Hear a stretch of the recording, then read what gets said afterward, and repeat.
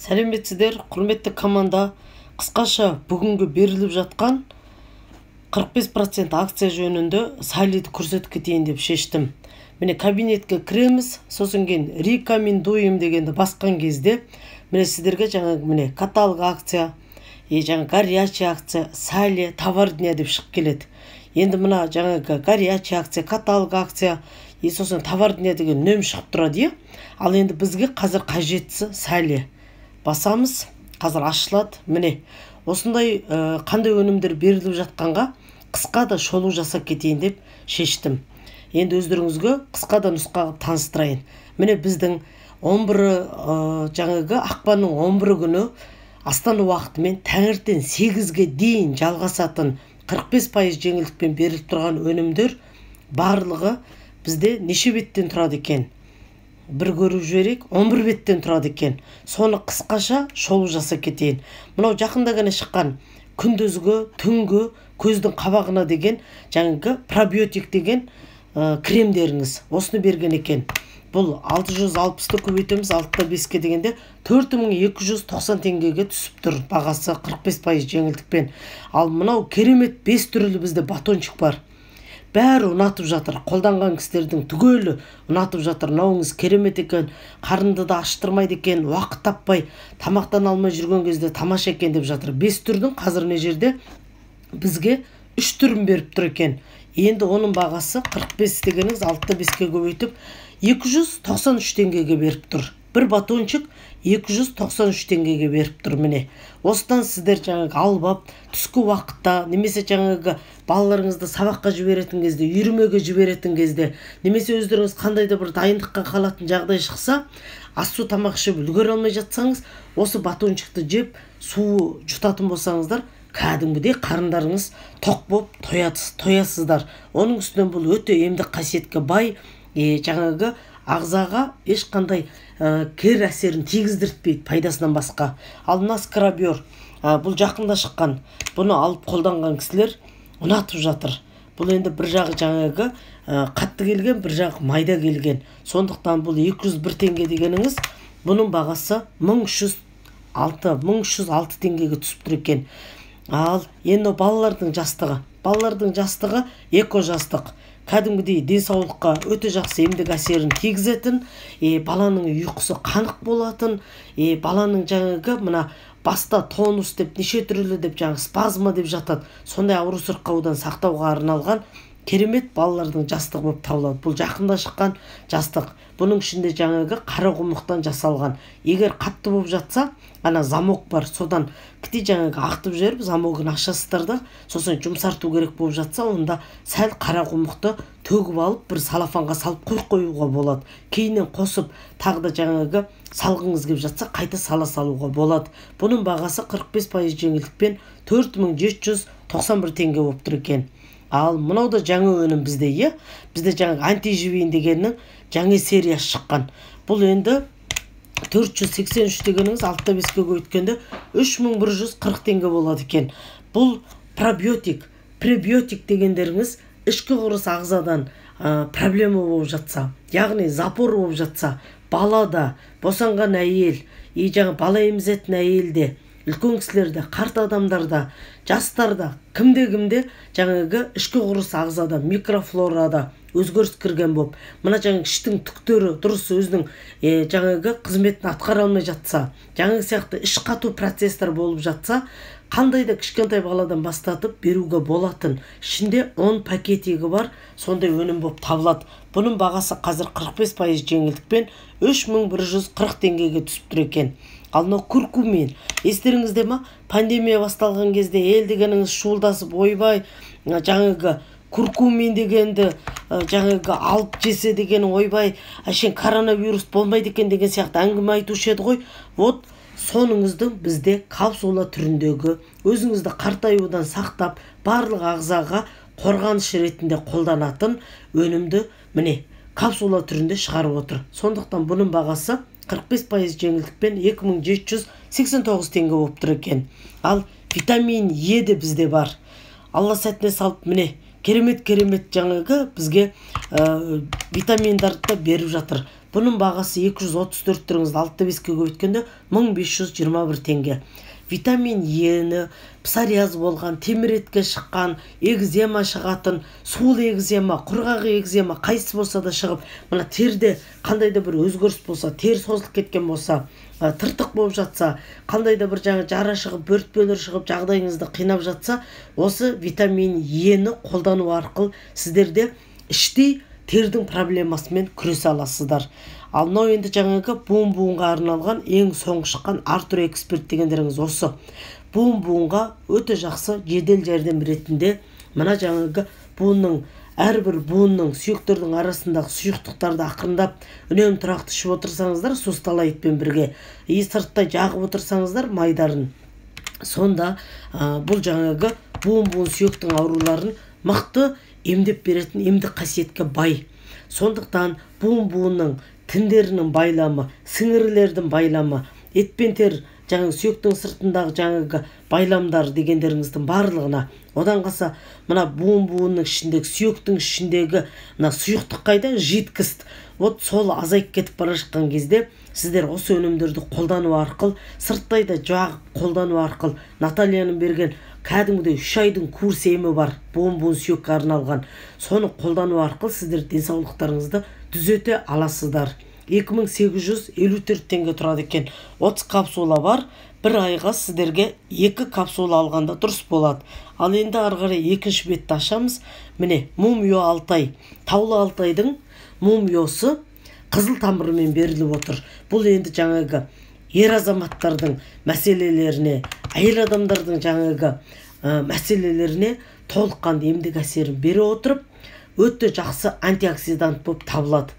Мумио қосылған қызыл тамыр дегендеріңіз осы болып табылады. Негіз қызыл тамырды жалпы айтады екен ер азаматтардың дәрі деп. Сондықтан ер азаматтардың аденома, простатит, предстательный железа деп жаңағы мына мүше қаптың ісу, жаңағы өзгеріс кіру, немесе жаңағы ер азаматтардан бөлінетін тестостерон деген сұйықтық болады. Соның бөлінбей қалу, сол бөлінсе де өте қуаты төмен болу дегендеріңізге мықты емдік әсерін бере отырып, жан-жақты жаңағы мына біздің ағзамызға өзінің антиоксидант ретінде витаминдарын беретін өнім болып табылады. Ал әйел адамдарға келетін болсақ, эндометриоз, эндометрит, миома, киста, полип, воспалительный процесс дегендеріңіздің барлығына ем болады. 2587 теңге тұрады. Бұл 30 капсула бар. 2 мезгіл ішу үшін сіздерге 2 упаковка алған дұрыс болады. Ал мынау біздің жаңағы тағда Мумионың сериясы, бірақта чага қосылғаны. Сондықтан чага қосылған, күшейтілген антиоксидант болып табылады. Бұл 45% жеңілдікпен 2945 теңге болып тұр екен. Тағда 30 капсула бар. Егер профилактика ретінде, емдік ретінде қолданам дейтін болсаңыздар, күнінде 2 мезгіл ішуге болады. Профилактика ретінде өзімді өзім жайлы сезінем, бірақ мәрте ішем дейтін болсаңыздар, онда 2945 теңгеге алып ішулеріңізге болады. Бұл енді жаңағы Мумио Алтай, таулы Мумио Алтай, чага қосылған дегендеріңіз қазіргі коронавирусқа қарсы тұра алатын өнім, жалпысы онкологияға қарсы тұратын өнім болып саналады. Ал енді келесі өнім 282 дегеніңіз 6-5-ке көбейткенде 1833 теңгеге онкологияның түрлі бағытында ауырып жатқан кісілер күнделікті 1-2 рет осы жаңағы онкосусынды чага қосылған ит мұрны бар осы сусынды ішу арқылы сіздер ана рак клетканы ары қарай өсіп өне бермей тоқтатуына мұрындық болып шыдайсыздар. Сондықтан емдік қасиеті бар, өте жақсы гранул түрінде адам ішуге сүйсініп ішетіндей онкосусын бізде 1833 теңгеге 45% жеңілдікпен тұр екен. Ал мынау жаңағы балқарағай шайыры құндыз ағынымен ер азаматтардың да әйел адамдардың да жаңағы мына белден төменгі мәселелерін өте жақсы көмек бере отырып емдік қасиетін береді. Мына әйел адамдардың бүкіл жоғарыдағы басқа жаңағы айта кеткен ауру сырқау, ер азаматтардың белдің ауру сырқау дегендеріңіздің барлығын белсіздіктен тартып емдік әсерін береді. 30 капсула бар, 45% жеңілдікпен 91 теңге болып тұр екен. Ал ары қарай мына қолдың енді магия масылдың кремі мынау Coenzyme Q10. Coenzyme Q10 бізде осы жақыннан бері пайда болған. Осы Coenzyme Q10-тің жаңағы күнінде бір-ақ рет ішесіздер. Бұны бізге жаңағы 787 мен беріп тұр екен. Бұл дегеніңіз 5116 теңгеге сіздер 30 капсуланы бір айға ішесіздер. Таңертеңнен түске дейін сіздер бір мезгіл осы өнімді қолдану арқылы осы ағзаға қандай витамин, микро, макро элементтер керек, соны қуаттандырып ағзаны ала аласыздар. Ал бізде бижутерия бар, соның ішінде подвеска мына жерде жаңағы радужная триоли деп беріп тұр. Мынаны өзінің цепочкасына алып тұрып тағып қолданған кісілерге күшті көрінеді екен. Ешқандай қараймайды. Дубайский жаңағы бижутериядан 1000 есе артық екен деп бәрі дабыл қағып жатыр. Бұның бағасы 522-іңізді көбейтіп алып та дегенде 3393 теңге болып тұр екен. Бұны жаңағы өзінің цепочкасымен алып тағып жатқан қыздар 1 жылдан асып бара жатыр. Әлі өзгеріс кірген жоқ. Тура российский алтын сияқты көрінеді. Негіз бұның сырты алтыннан қапталған сапалдығы. Ал бізде мыналарыңыз жаңағы пилинг. Пилингінің бағалары бірдей, екі түрі бар. Біреу жасартатын, біреу ағартатын. 270 дегеніңіз көбейтеміз 6-5-ке 1755 теңгеге 45% жеңілдікпен тұр. Бірінші құрғақ бетке әдемілеп отырып осы пилингдарыңызды сіздер жаңағы жағасыздарда, сосын кейін өлтерді түсіріп бүршік қып жаңағы мына түйіліп қара жаңағы кір сияқты болып түскен кезде өзіміздің мына кейінгі беріліп жатқан тағы да жаңағы өзіміздің геліміз бар, мына пилингіні сіздер қолданып алып, енді сол пилингіні сіздер жаңағы жай сабынмен, жай сумен жуған кезде кете қоймайды. Өйткені майдың бәрін алып түсіп жатыр ғой. Сондықтан майдың бәрін алып түсіп жатқандықтан сіздер өзіміздің термальная вода немесе жаңағы фруктовый кислотамен арналған геліміз бар. Сол гелді немесе жаңағы көпіршіктердің түр-түрі бар бізде. Сол пенкалармен қолдану арқылы сіздер мықты беттеріңізге күтім жасай аласыздар. Пилингіні негіз аптасында 2 мезгіл қолдануға болады деп айтады. Оны енді әркім өзінің теріне қарай көресіздер. Ал мына өнім өте керемет өнім. Мынау жаңағы кәдімгідей операциядан кейін мына жаңағы өзін оңалту процесті жүргізіп өз-өзіне әлі келе алмай жатқан сондай жағдайда мына операцияның жаңағы қандай да бір жаңағы орындары, мына тіккен тікістері жетілмей жатқан кезде осы өнімді ішу арқылы сіздер өз-өздеріңіздің жаңағы ағзаларыңызға үлкен күш қуат бересіздер. Бұл мумио бальзам жаңағы орман жаңғақ қосылған сұйық түрінде қоңыр келген, ашты да емес, тәтті де емес, ағаштың дәнінің иісі шығады. Бұны 2061 теңгеге алады екенсіздер. Бір алғанда негіз кем дегенде 2 бөтелке алып ішкен өте жақсы болады. Шамаларыңыз келсе 3 бөтелкелеп алып ішсеңіздер де ешқандай зиян көрмейсіздер пайдасынан басқа. Енді мынау біздің жаңағы прополис қосылған чага жаңағы креміміз. Жаққан кезде буын-буын сүйекке, мына өкпе тыныс жолын ала алма, жаңағы өкпеге суық тиіп қап, арқа жоныңыздан суық тиіп қап, бір түрлі тыныс алуыңыз қиналып сөйтіп жатса, осы жаңағы чаганың прополисі бар. Осы кремді алып, жұқағып әдемілеп жақсаңыздар, тез сіңеді. Сосын кейін тез емдік әсерін беретін. Мына аяқты қайырып алсаңыздар, немесе мертік қалса да, қатты ауырсынып қалса да, сондай кезде суық тисе де өте тез емдік әсерін беретін кремдеріңіз осы болып табылады. Кремдердің ішіндегі, осы буын-буынға арналған кремдердің ішіндегі соңғы шыққаны. Ал мынау жаңағы біздің темірдің жетіспеушілігіне арналған, анемия болған, гемоглобин төмен түсіп кеткен кісілерге арналған өнім болып табылады. Мен чаганың бағасын айтпай қойыппын, 323-ті 6-5-ке көйткенде 2100 теңгеге алады екенсіздер. Мына чага жаңағы крем прополис чагамен сіздер 2100 теңгеге алады екенсіздер 45% жеңілдікпен. Ал мынау жаңағы анемия болған, гемоглобин төмен болған кісілерге алып қолдануға кеңес береміз. Бұл енді жаңағы 339-ыңызды 6-5-ке көйткенде 2204 теңгеге алады екенсіздер. Күнінде 2 мезгіл ішкенде курс ем болып саналады. Бұл жерде 30 капсула бар. Сондықтан сіздер екі упаковка алып ішкен бір курс емге жатады. Естеріңізде болсын. Енді тез жақсы анемия көтерем десеңіздер, осы жаңағы темір жетіспеушілігіне пантагематогенді қоссаңыздар, өтті сіз күткеннен жылдам жаңағы қанның түйіршігін көтер аласыздар. Үшінші бетті ашайық. Үшінші бетте міне жаңағы қанның түйіршігі деп айтқан Алтай биоформаттың сериясы негіз коронавирусқа қарсы шыққан өнімдердің бірі болып табылады. Мынау жаңағы бауыр өкпе тыныс жолына арналған, тағы да бағасы жаңағы темірдің қоспасымен арналған капсуламен бірдей 2204 теңге. Бұны енді сіздер мына демікпе аурусы бар, одишка дейді, жаңағы көп шылым шегетіңіздер, туберкулез болып қалған, туберкулездан дақ қалды деген көптеген ана туберкулездің дәрілерін ішіп уланып қалған жағдайда чагамен қосып тұрып қолданатын болсаңыздар, тез оңалып, тез емдік әсерді ала аласыздар. Мына коронавирустан кейін өз-өздеріңізге келе алмай жатсаңыздар, осы жаңа железа дефицит, мына капсула жаңа тыныс жолына арналған, мына жаңа капсула жаңағы при стрессе, тревоге, яғни адам тынышсыз болып жағдайы кетіп, жай күйіңіз кетіп қалған кезде осы өнімді де сіздер қолдану арқылы мықты емдік әсерін аласыздар. 2029 теңге тұрады міне. Осы үш өнім, жаңағы железа дефицит, осы үш өнім бірге шыққан Алтай биоформаттың сериясы. Мына адам ауырып сырқаған кезде өтті жаман күйгелек болып кетеді, адам нервный болып кетеді. Сол кезде осы жаңағы антистрессті қолдану арқылы қалпына келіп жатқан, ұйқысы жақсарып жатқан, кәдімгідей тынышталып жатқан адамдар көбейіп жатыр. Осы үш өнімді бірге чагамен қосып ішіп, мына жаңағы дәм сезбей қалған, мұрнымен иіс сезбеген кісілер иіс сезіп, дәм сезініп жатыр. Сондықтан курс леченияға үйреніңіздер.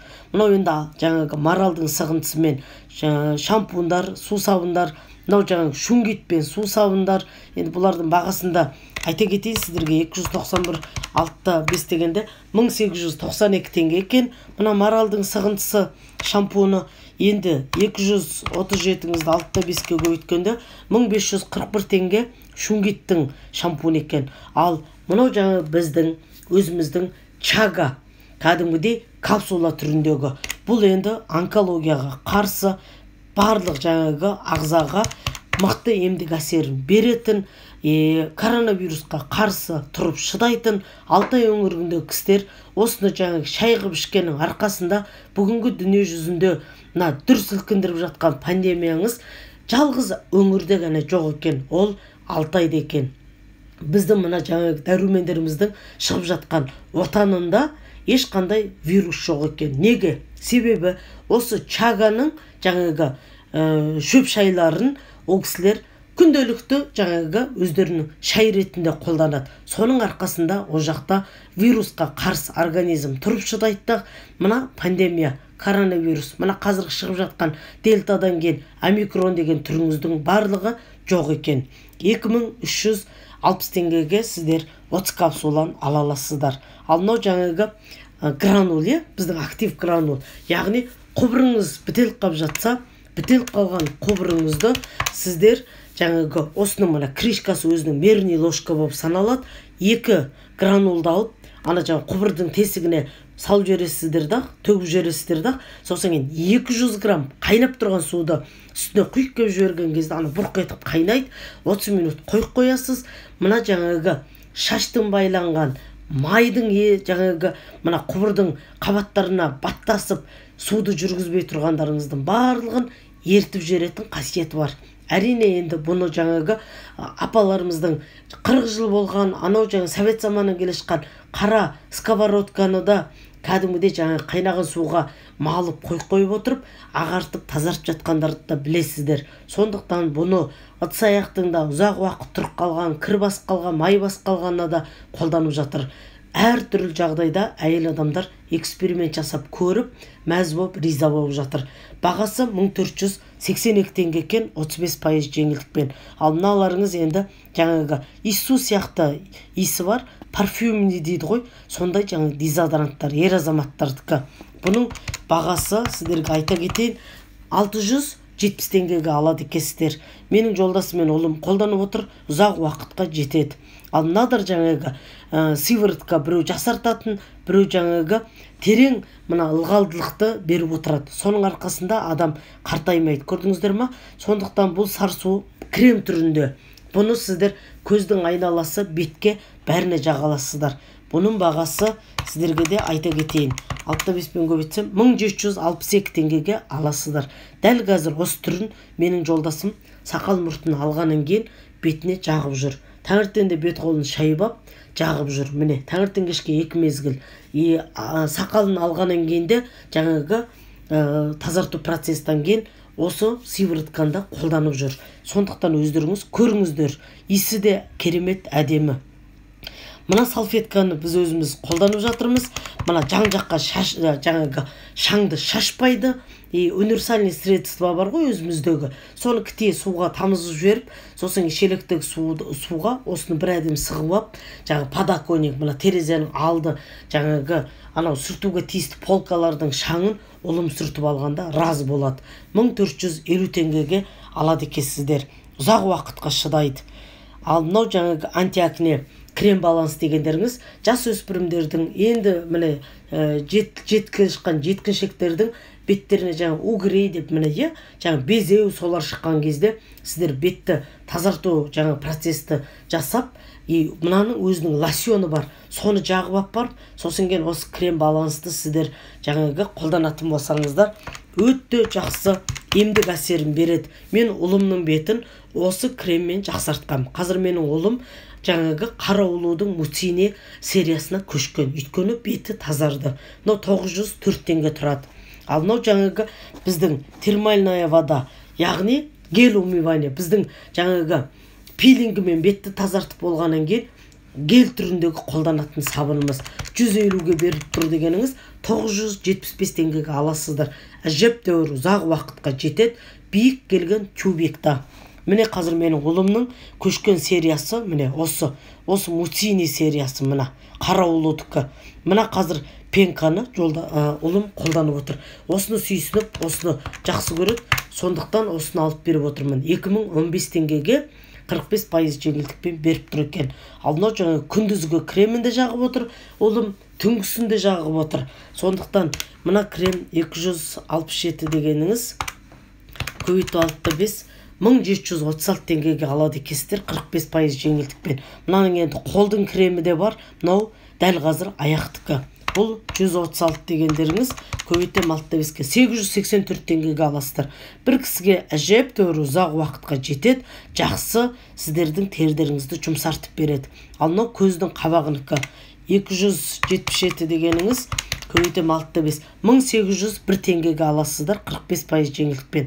Алда көктем айы келе жатыр. 8 мартта кімге не береріңізді білмей жатсаңыз 93-пен мына жаңағы қолдың кремін алып, иісі әдемі 605 теңгеге.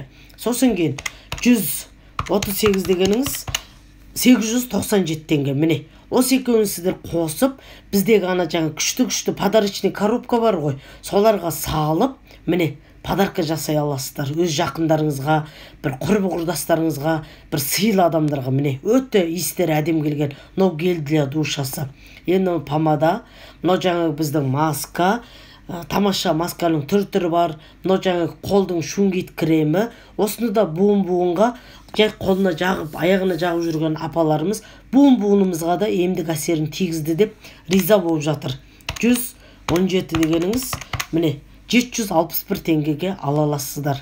Ал мына пенкалардың бағасын айтпадым, өздеріңіз көресіздер. Енді хлорелланы жаңағы космонавтының тамағы деп айтады. Ресейдің ғалымдар космонавттарға арнап шығарған 650 минералды қоспаның жаңағы қоспасы бар. Өте бай болып саналатын өнімдеріңіз осы өнім болып табылады. Осы хлорелла суға араластырып ішкенде дәмі де әдем. Балдыр теңіздің сондай өнімдеріне жақын келеді, но бірақ та ішкен кезде өте тамаша болады. Мен енді бұны алғаш шыққан кездерде кәдімгідей бір курс емдерін алып ішкем. 3127 теңге тұрады екен. Әжептәуір бір сіздерге 12-13 күнге жетеді. Өзінің тура шетін нормасымен ішсеңіздер. Ал енді 5-ші бетті ашайық. Мынау ер азаматтарға арналған шырын. аденома, простатит соныңыздың барлығына жаңағы емдік әсерін береді. Бұның енді капсуласы да бар. Қазір шығатын шығар. Сол капсуласымен біріктіріп алып ішсеңіздер 1450 теңге. 1450 теңгеге бұны концентрат ретінде де бір чайный ложкамен ішуге болады, немесе жаңағы өзіңіз қара шайға, немесе таза суыңызға араластырып қолдана аласыздар.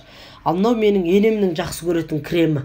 Бұл кремді менің енем аяғына кәдімгідей жаңағы кешке жатарда жағып алады да, сосын кейін салафанмен орап, өзінің жаңағы түйе жүнінен жасалған мына тізе қабы бар. Соны киіп, сосын кейін жылы оранып жатып қалады. Сонда аяғын жылтып, ысытып, мына аяқтағы суықтың барлығын сыртқа шығарып отырып, мына жаңағы мына ненің тізедегі сұйықтықтарды ақырындап қалпына келуіне мүмкіндікті беріп, сырттай демеу жасаса, енді осының капсуласы бар. Рималект капсула деген бар, қызыл. Соны іште ішіп қолданып отыр. Енді ол кісінің маған айтқаны, ой Маржан, мынаны мен жаңағы ішінде капсула, іште ішетін капсуласында ішіп, сосын сырттай жақсам күшті болып жатырды. Капсулам бітіп қалғанда жай өзің ғана жағып едім, алдыңғыдай болмады. Мына екеуін қатар ішкен жақсы екен, қатар қолданған жақсы екен, ана ішетін бітіп қалды деп, сосын қайта тапсырып алып бергенбіз. Сондықтан бұл кісі әлі жалғастырып жатыр. Бағасы 1320 теңге. Бұл кремнің 45% жеңілдікпен. Мынау тарақ. Мынау енді жаңағы Алтай крем, өте тамаша. Бұны қолданып үйреніп алған кісілер күш бермейді. Осыны ғана ала береді. Мен басқа түрін алыңыздар десем, осыған жабыса береді. Мынау күндізгі, түнгісі бар. Екеуінің де бағасы бірдей, 1905 теңгеге ала аласыздар. Ал мынау қарандаш. Мына қарандашты жаңағы сіздер мына киімге дақ түсетін болса, қандай да бір өзгеріс кіретін болса, сондай кезде сіздер мына жаңағы дақты кетіруге қолданасыздар.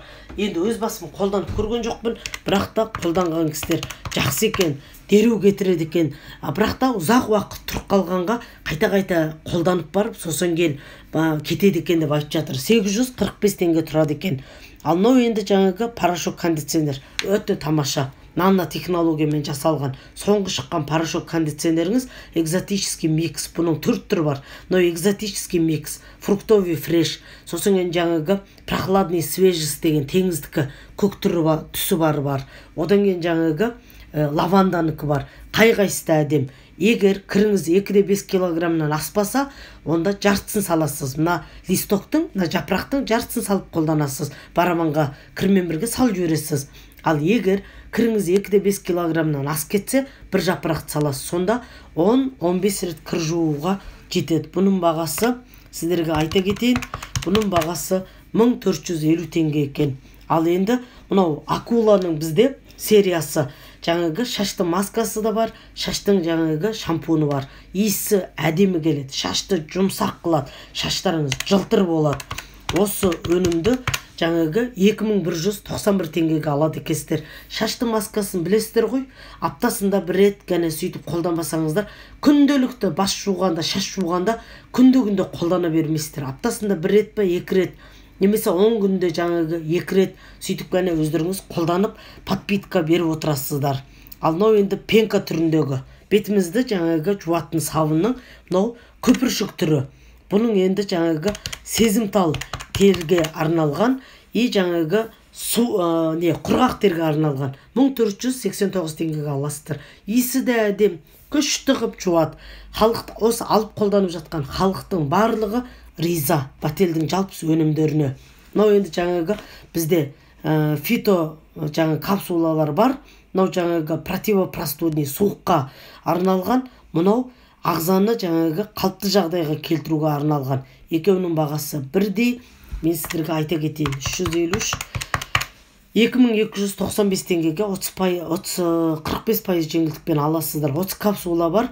Екеуін алсаңыздар, ас-су тамақтан 30 минут бұрын ішіп отырасыздар. Жыл сумен бір курс ем болып саналады.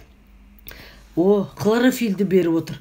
Хлорофил дегеніңіз баладан тартып еңкейген қартқа дейін ағзадағы паразитпен, құрттармен күресуге, және де ішектің микрофлорын қалыпты жағдайға келтіруге, анемия болса соны көтеруге, иммунитетті көтеруге арналған өнім болып табылады.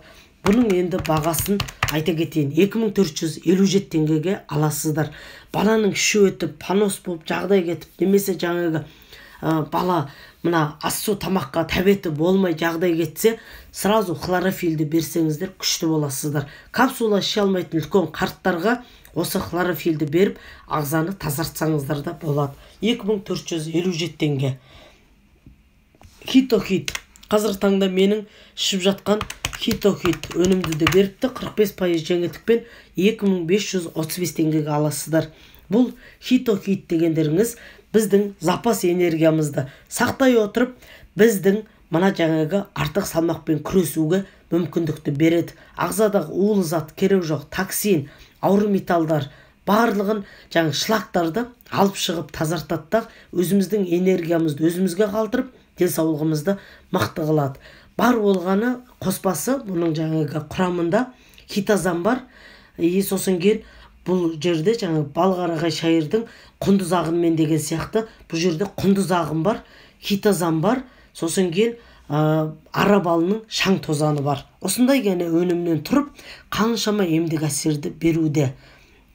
Енді мынау жаңағы биошит. Биошит дегендеріңіз зоп болған кісілерге арналған өнім. Бұл биошитті сіздер йода жетіспеушілікке қолдана аласыздар. Емдік қасиетімен емделіпті шыдайсыздар. Щитовидка болған кісілер, зоп болған кісілерге 1599 теңгеге аласыздар. Күнінде 2 мезгіл қолданғанда 2 упаковка кетеді. Ал мынау жаңағы цитруспен, жаңағы мынау ананас тропикпен өте әдемісі бар. 500 грамм тұратын семиясыл кісілерге ұзаққа жететін өнім болып табылады. 143 дегеніңіз бұның бағасы 930 теңгеге ала аласыздар. Ұзаққа жетеді. Мынау енді әйел адамдардікі, мынау ер азаматтардың міне жаңағы комплекс биогени полиактивный мынау для женщин болса, мынау для мужчин. Бағана мына ер азаматтардың шырыны да болды, сок да болды, мен сіздерге жаңа сиропсында айтып кеткен. Сондықтан міндетті түрде осы өнімдерді сіздер емдік ретінде алып қолданатын болсаңыздар 2197 теңге тұрады. Бірақ та 2 упаковка алғанда бір курс болып саналады. Ер азаматтардікі дәл осындай 2197 теңге, бір алғанда сіздер 2 упаковка алып, сол жаңағы курс емді жасайсыздар. Ер азаматтардың аденома, простатит, предстательный железа, жаңағы мына қарым-қатынасқа нашарлап кету дегеннен тартып, белсіздік ауру, жаңағы жалпы айтқан кезде қуықтың ауруларының барлығына емдік әсерін береді. Әйел адамдарға миома, киста, эндометриоз, жаңағы полип, эрозия дегендеріңіздің барлығына емдік әсерін беретін болады. Сондықтан, құрметті серіктестер, бір алғанда 2 жаңағы капсуладан 2 упаковка алуды ұмытпаңыздар. Енді бағасы 2197 бірдей.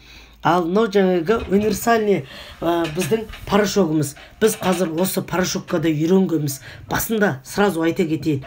Бір 4 па 5 немесе 5-6 рет кір жуғанша сіздер ыңғайсызданасыздар. Өйткені біздің жаңағы алдындағы тайт бар, Ариэл бар, неше түрлі порошок бар. Порошоктармен жаңағы жуып үйреніп, олар химикат қой. Біздің әттен мына жаңағы неңіздің, киіміңіздің әттен мына несіне өтіп кеткен шүпіректеріне енді сол сіңісті болып қалған. Соның барлығын жұлып алып, реттеліп, мына жаңағы эко өнімге бейімделгенше сіздерге ештеме білінбейді. Одан кейін 6-7 стиркадан кейін жуылғаннан кейін сіздер қарасаңыздар, қара киімдеріңіз әдем қара болып шығады. Қызыл киімдеріңіз жаңағы түсі тұнық болып әдем қызыл болып шыға келеді. Сондықтан бұл порошокқа басында үйренулеріңіз керек болады. 1268 теңгеге 1 килограмм тұратын осы порошокты ала аласыздар. Ал мынау жаңа көздің капсуласы. Көздің капсуласын бүгінгі таңда өзімде ішіп жатырмын, профилактика ретінде. Сондықтан бұл қазір 45% жеңілдікпен 1957 теңгеге беріліп тұр екен. Күнде 2 мезгіл ас-су тамақтан 30 минут бұрын жылы сумен жұтып ішкен кезде сіздерге 2 упаковка алу керек болады. Енді әдемі жемістің иісі шығады, көкжидектің дәмі шығады, күшті капсула түріндегі өнім болып табылады. Бұны катаракта, глаукома, жаңағы көздің қызарған, көзден жас ағатын, тағы да көзі жаңағы қандай да бір травма алып, жарақаттанған деген сияқты, көптеген жағдайда сіздер осы көзге байланысты жаңағы көзге байланысты ауру сырқаудың барлығына қолдана аласыздар. 1957 теңгеге 1 упаковка 30 капсуланы беріп отыр. Ал мынау балаларға арналған күшті жаңағы порошок болып табылады. Бұл порошок жаңағы менің тұрмысқа шыққан кіші қызымның өзі киімін жуып үйреніп алған. 1651 теңгеге ала аласыздар. 500 грамдық бет әжептәуір үлкен ыдыста келеді. Иісі сондай бір жағымды, бір резкий иісі жоқ, сондай әдемі иісі бар. Енді жаңа балалардың кірін жуатын кезде мына балалардың кәдімгідей жаңағы тот басқалған, қандай да бір дақ түскен киімдерін бірінші сіздер жаңағы мына ыстықтау суға осы порошокпен кіте салып қойып барып, сосын кейін жуатын болсаңыздар жақсы кетіреді екен деп, ана кішкентай баласы бар алған кісілер риза болып жатыр. Ал мына иіс суларды білесіздер сіздер, подаркаға көп берілген, көптеген кісілер қолданып, қай-қайсында ұнатып отыр. Бұл енді жаңа французский иіс сулардың аналогтары ғой бізде. Ал енді бағасын айта кетейін. 541 дегеніңіз 6-5-ке 3117 теңгеге алады екенсіздер. Иіссудың иістер недері бірдей бағалар. Ал мына сұйық келген сабын тура шие деді ма? Шиенің жаңағы несі бар? Иісі бар. Енді бұның жаңағы құлпынайдың иісі бар. Міне, құлпынайдың иісі бары да бар. Тура құлпынайдың иісі шығады, әдемі табиғи. 592 теңгеге аласыздар. Иісі де әдемі жағымды, қолды да әдемі шаяды, қолды құрғатпайды, сосын кейін қолдан тез шайылады. Ал мына енді жаңағы әйелдердің енді мына недер ғой, косметика жағы енді. Мен косметика жаққа білесіздер, сондай бір керемет жақын емеспін, бірақ та алып қолданған кісілерден сұраймын да, бәрі ұнатып жатыр. Жақсы, жаңағы ағып түспейді деп айтып жатады, жақсы деп жатады. Мынау енді жаңағы алған бір қыз бар еді, киіміне, пальтосына, тымағына деп кезек-кезек тағып алады екен, осы брошты. Әдемі жылтырап, күшті көрінеді екен, сондықтан өздеріңіз көріңіздер. 4056 теңгеге түсіп тұр екен. Біздегі бижутерияның барлығы жақсы.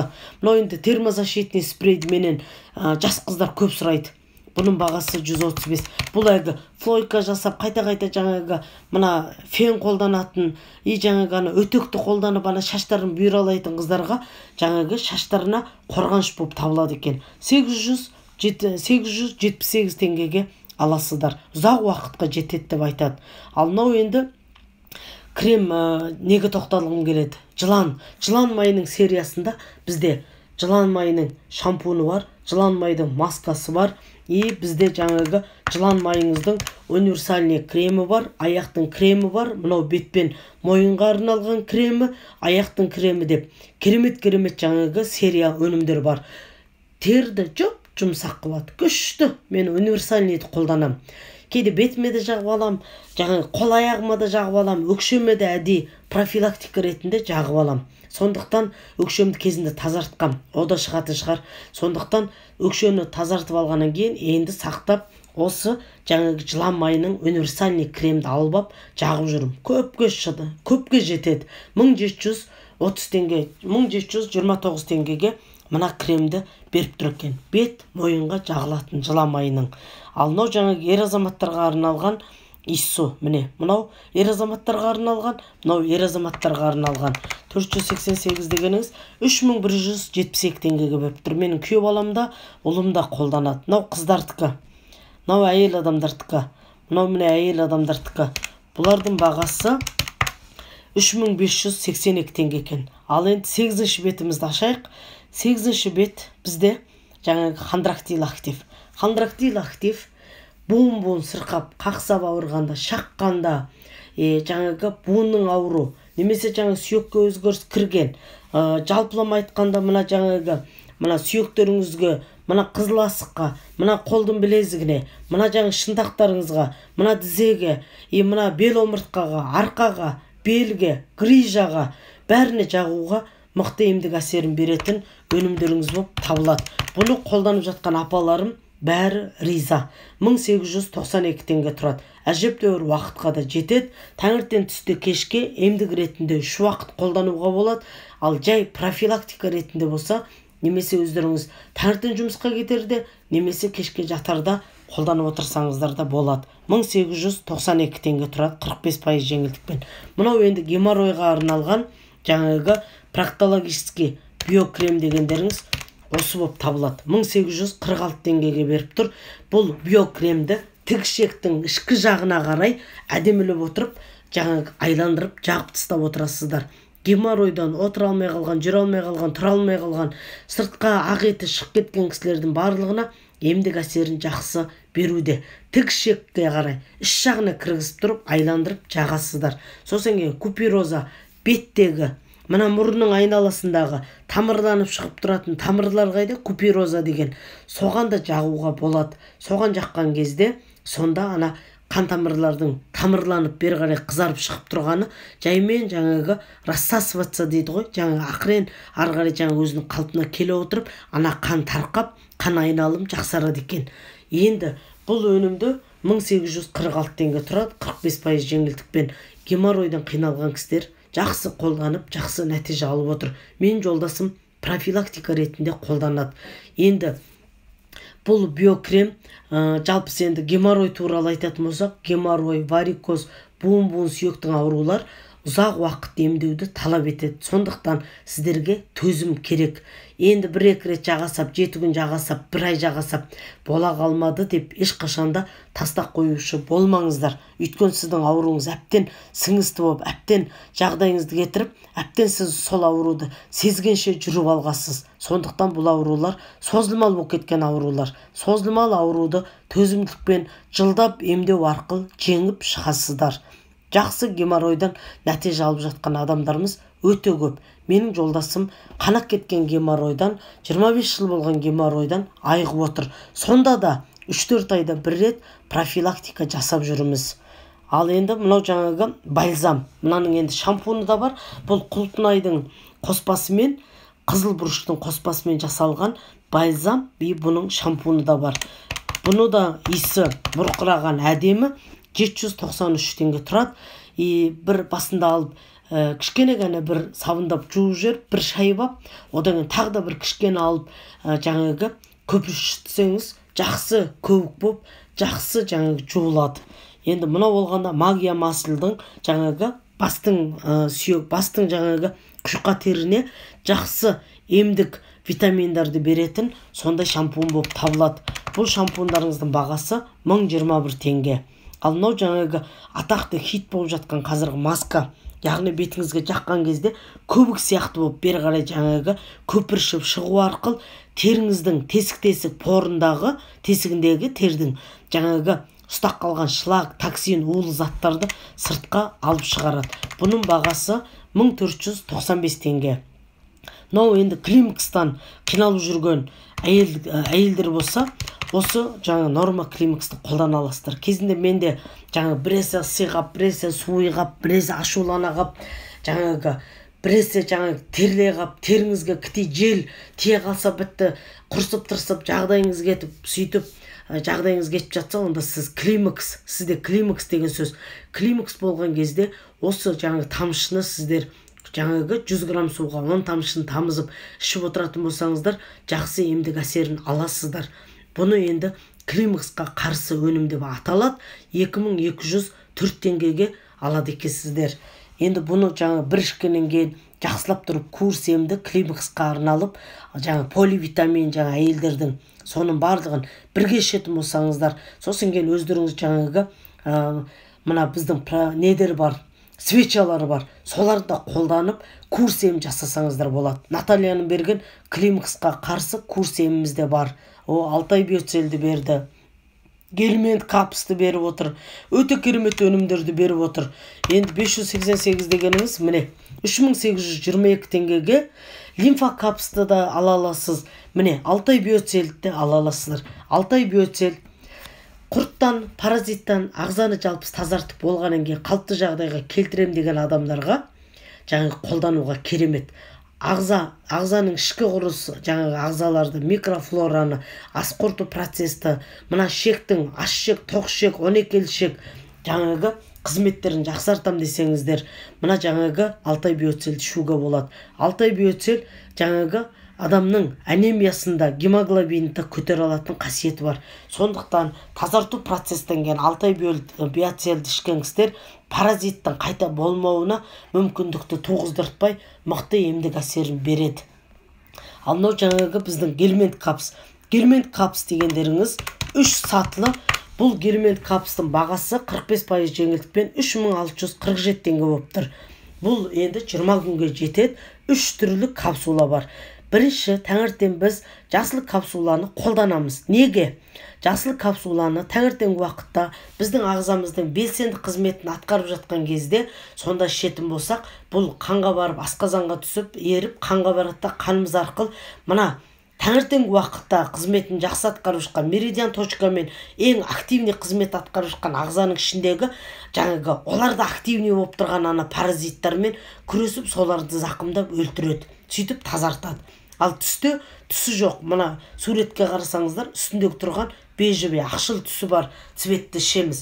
Ол капсуланы ішкен кезде түскі уақытта жаңағы қызметін жақсы атқарып жатқан ағзаның ішіндегі бұрқырап жатқан жаңағы құрттарыңыз бен паразитті бұл зақымдап, соларды жаңағы тазартып шығарады ағзадан. Ал кешке қызыл капсуланы ішеміз дегеніңіз, ол ас-су тамақтан ылғи 30 минут бұрын ішіп отырасыздар. Сонда жаңағы қызыл капсуланы ішкен кезде түнгі уақытта, кешкі түнгі уақытта қызметін жақсы атқарып жатқан біздің жаңағы ағзаның ішіндегі құрттармен күреседі. Сондықтан ғалымдар біздіге жаңағы таңертең түсте кешке 3 мезгіл белсенді қызмет атқарып тұрған ағзалардың ішіндегі құрттарды жеке дара бөлек-бөлек капсуланың қоспаларымен жақсылап тұрып, үйлестіріп отырып жасап берген осы капсуламен біздің ағзамыз 3 сатылы, 3 деңгеймен паразиттан тазарылатын мүмкіндікті бергізіп отыр.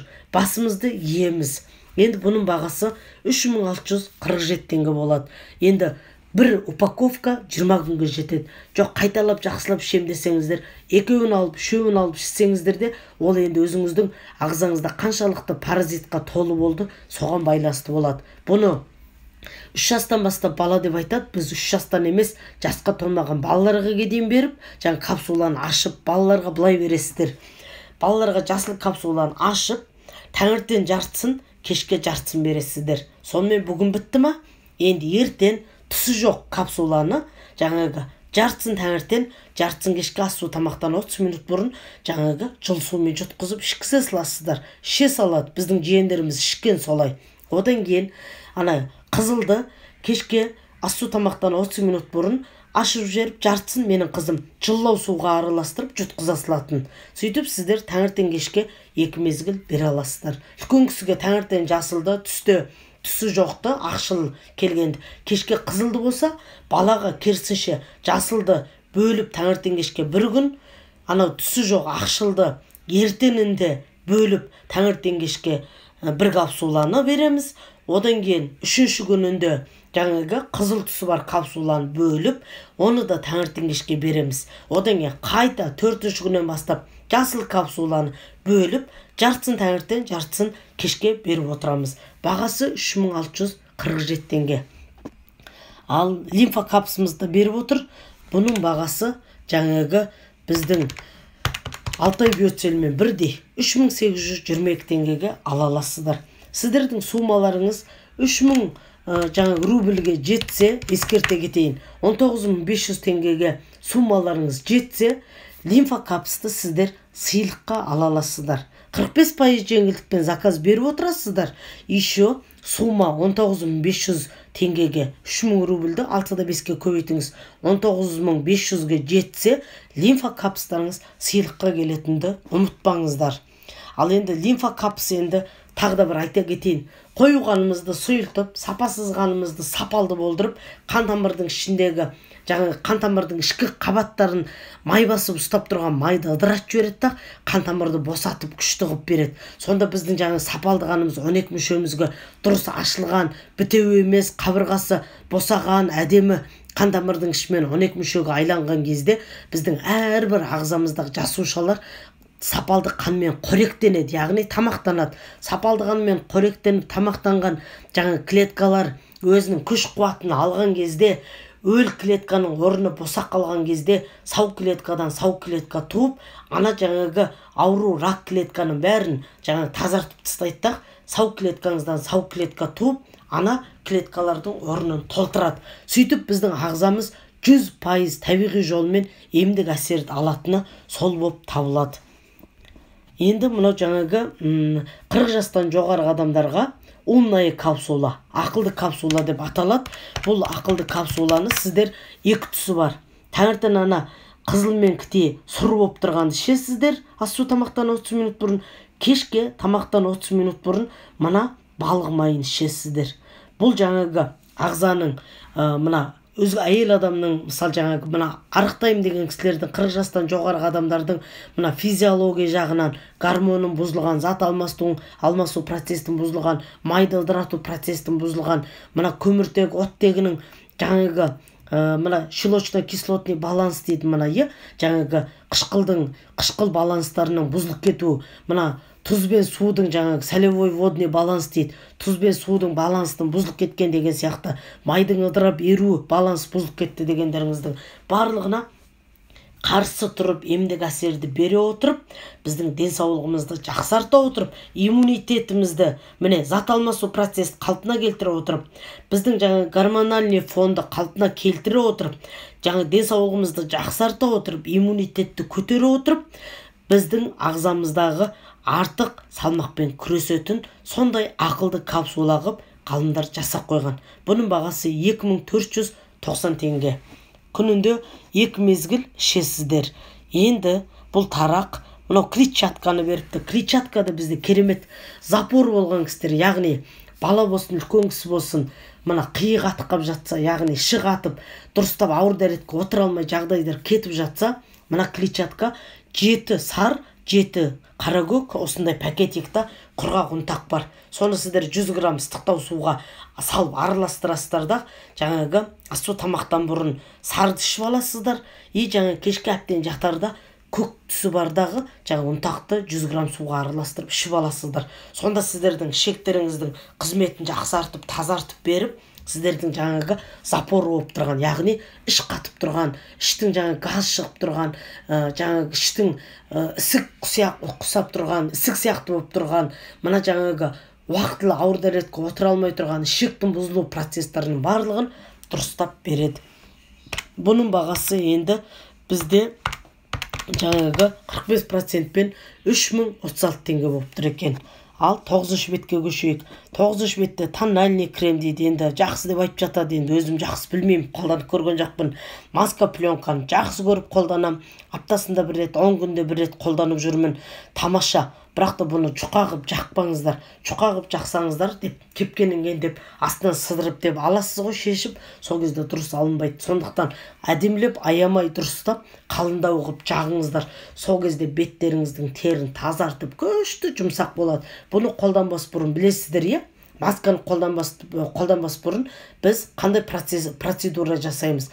Яғни біз пилингіні құрғақ бетке жағып, сосын кейін өл терді жаңа массаж жасау арқылы өл тердің бәрі түсіп тазарылған кезде, ана енді қалған май басып тұрған сол жаңағы кірді біз өзіміздің пенкамен немесе гель умываниемен жақсылап тұрып, жаңа гель түріндегі сабынмен немесе көпіршік түріндегі сабынмен жуып шайып тазартып аламыз. Сосын кейін барып бетімізді құрғатып ап, осы масканы әдемілеп, жаңағы өзінің кисточкасы бар, 301 теңге тұрады, өте ыңғайлы. Сол кисточкамен күшті қып, қалыңдау қып жағып, сосын кейін бетіңіздің мына жаққа маскаңыз кепкенше жүресіз да, ол қатып кепкенінген астынан үстіне қарай деп сыдырып алсаңыздар, беттеріңіз жұмсақ болып, күшті болып тазарылады. Сосын кейін ары қарай ночной кремдеріңізді жағып аласыздар. Негіз пилингіні түнгі уақытта қолданған дұрыс деп айтады. Сондықтан пилингіні аптасында 2 рет түнгі уақытта қолданып отырыңыздар. Бұл 45% жеңілдікпен 1242 теңгеге беріліп тұр. Ал мынау қыздардікі. Ал мынаған тоқтала кетейін. Гель лубрикант интимный дегенді ел ойлайды, мына әйел адам мен ер азамат жаңа төсек қатынаста ғана қолданатын сияқты бізге түсінік келеді. Шын мәніне келгенде бұл біздің жаңағы апаларымыз, әжелеріміз, үлкен апаларымыз, немесе біздің қыз келіншектер, мысалы жаңағы жолдастар қайтыс болып кеткен, жаңағы сондай кісілер көп болып жатады. Қарым-қатынасты уже ұмытып кеткен сондай кісілер болады. Сол кісілердің жаңағы білінбей тұрып, мына ағзаның физиология өзгерістеріне байланысты ол кісілердің маткаларының мына еріндері құрғай бастайды екен. Сосын кейін жаман жаңағы қышынып бастайды, тері құрғап түлеген сияқты болып жағдайын кетіреді, бөртпелер шыққан құсайды, қызарады. Сол кезде осы жаңа гель лубрикантты әдемілеп отырып күнінде 3 мезгіл жағып отыратын болсаңыздар, қышығаным басылып, жаңа кәдімгідей дұрыстап сауықтырып, терілеріңізді жаңа ылғалдандырып бергеннің арқасында жаңа қышынған жағдайды кетірген мына жаңағы жайсыз жағдайдың барлығын реттеп бере алады. Бұны біз 90-нан асқан әжемізге қолданып көріп, содан мен сіздерге айтып отырмын. Наталья маған ұсынған 741 теңге тұрады. Ал енді мынау бағанағы жапырақты жаңағы кондиционер порошогымыз, прохладный свежесть деген осы тамаша 10-15 стиркаға жетеді. Ал мынау псарихидол. Псарихидолды теміретке шыққан, псария шыққан тердің ауруларына қолдана аласыздар.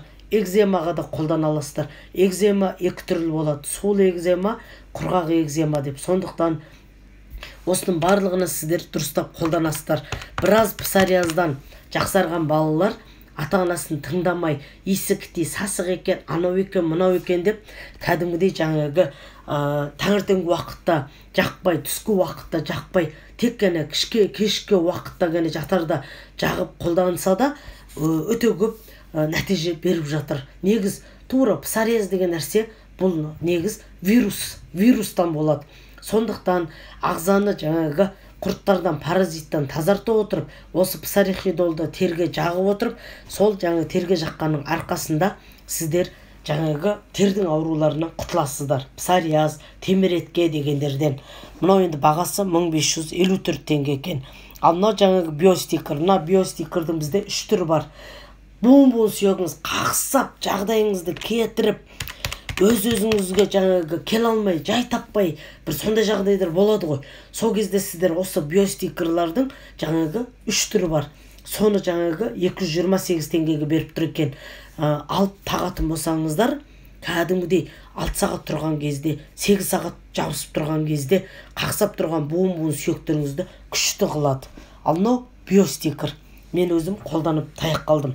Бұл биостикер кәдімгідей зиянсыз біздің жаңағы магниті арқылы 267 теңгеге беріп тұр екен 45% жеңілдікпен.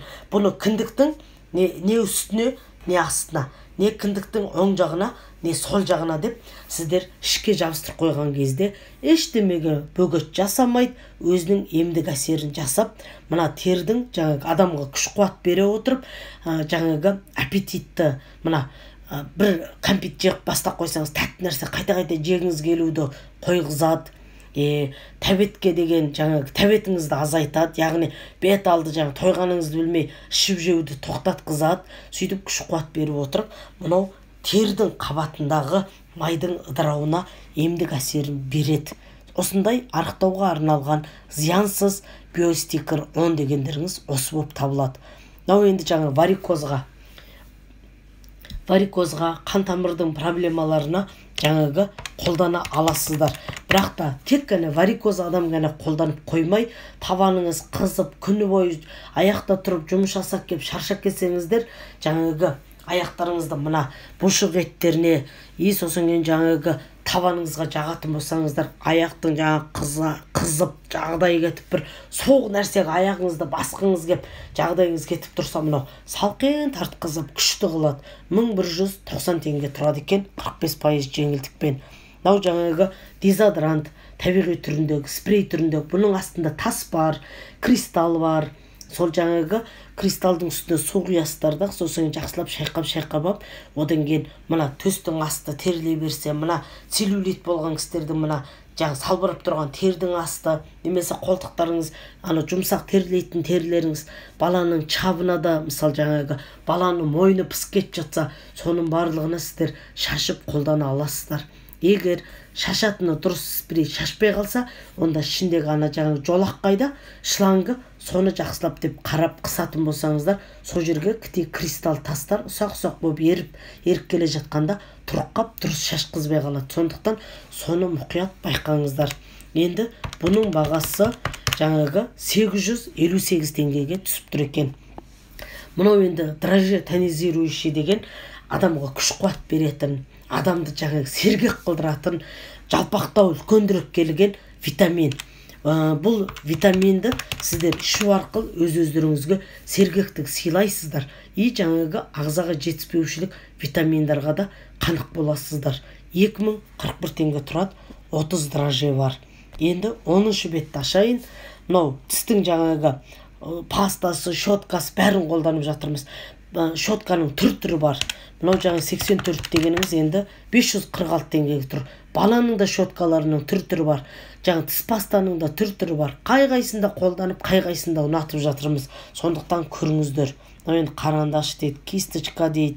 Мынау енді міне біздің астижевин и мынау жаңағы радикулекс. Екеуінің бағасы бірдей. Ал астижевинді біз хондрозға қолданамыз. Бірақ та менің қазір апаларым хондрозға ғана емес, буын-буынға да қолданып жүр. 1690 теңге тұрады. Радикулекста астижевинда 1690 теңге тұрады. Қазіргі 45% жеңілдікпен. Астижевин мына жаңағы қорып болып тұрған, тау сияқты болып тұрған, өркеш сияқты болып тұрған, мына мойныңыздағы, мына жоныңыздағы жаңағы тұз жиналған жерге жағып, жақсылап тұрып массаж жасап, меридиан массажермен массаж жасаған кезде кәдімгідей тұзды өзіне сорып, сыртқа алып шығады. Сосын кейін қан айналымды жақсартып беру арқылы менің мына өркеш сияқты болып тұрған жоным қазір әдем болып келе жатыр. Күнінде 3 мезгілден кәдімгідей лечебный процеспен емдік ретімен қолданатын болсаңыздар, өте жақсы результат аласыздар. Результаттар біздің ортамызда өте көп. Ал мынау жаңағы бел. Мынау енді бел шойырылып қалғанда, жаңа не еңкей алмай, не шалқай алмай, жаңа жағдай кетіп, мына адам бір жағына қисайған сияқты болып сөйтіп қалады ғой, бір ауыр нәрсе көтеріп кілт ете қалды белім деп жатады ауыр жұмыс істейтін кісілер. Сол кезде осыны жаға қойсаңыздар, сәл қыздырады да, әдемі қып жаңағы анау бұшық еттің деп тартылып ұстап, мына адамды қозғатқызбай тастағанда, анау жұмсартып деп босатып беру арқылы қан тамырын жақсартады да, сосын кейін мына белдің ұстап қалғанын жібереді. Сондықтан бұл радикулекс белге арналған 1690. Бұны да буын-буын сүйегінің бәріне жағып жатқан апаларым көп, ағаларым көп.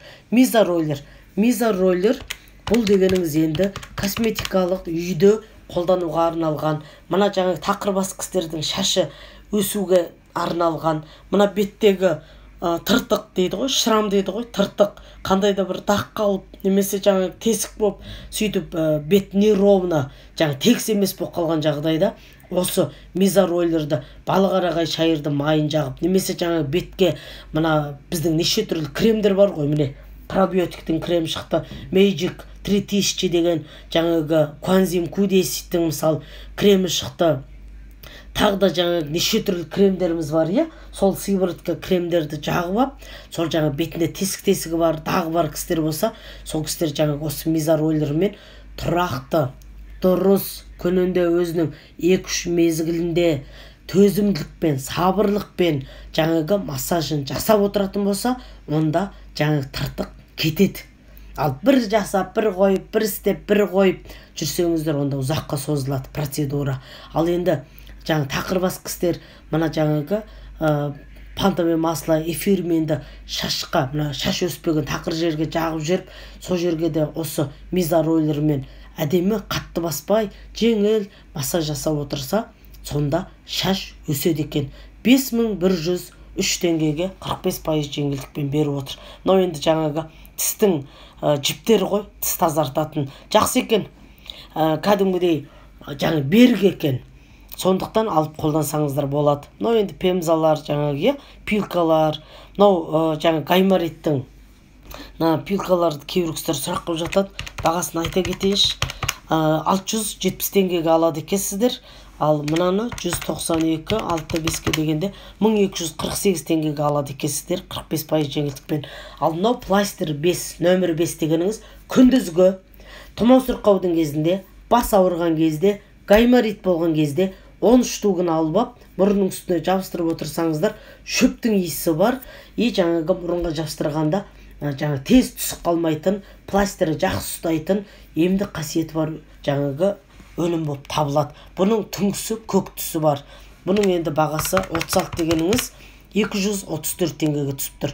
Ал мынау жаңағы ана мұрынның үстінде қара жаңа мұрынның үсті қара болып жаңа ұстап қалады ғой. Сонда жаңа жастарға мына қара точкаларды алып тазартуға, анау жаңа тесіктің үлкен болып тұрғанын кәдімгідей жаңағы тартылтып, мына бетіңізді тегіс қылып бергенге арналған 156 теңгеге беріп тұр екен. Соңғы 11-ші бет.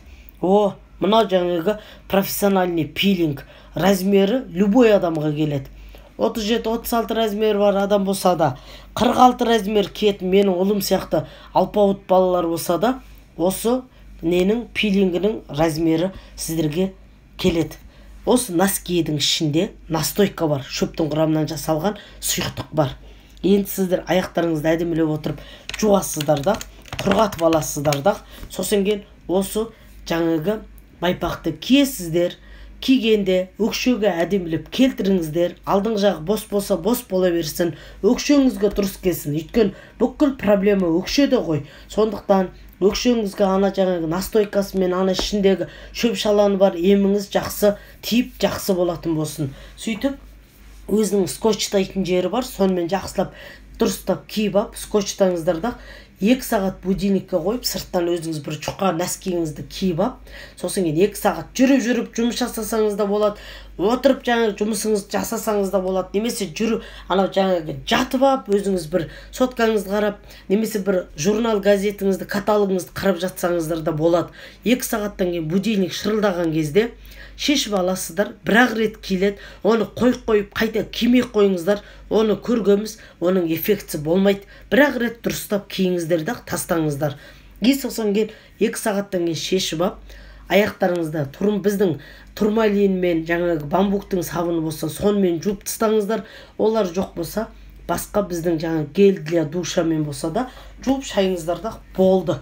Енді бағасы 1950 теңгеге беріп тұр екен. Енді сіздер ары қарай күнделікті тірлігіңізді жасап жүрген кезде бұл ақырындап 7-8 күн кейбір кісілерге енді әркімнің өзінің аяғының қаншалықты жаңағы терінің қатайғанына байланысты әртүрлі болады. Менікі бір ай жарым жүріп тазарылды. Ақырындап анау түлеп түсе берді. Носкиімнің іші кешке аударып алып қаған быт-шыт болып ақ жоңқа болып түседі. Оны механически тартып тастамаңыздар.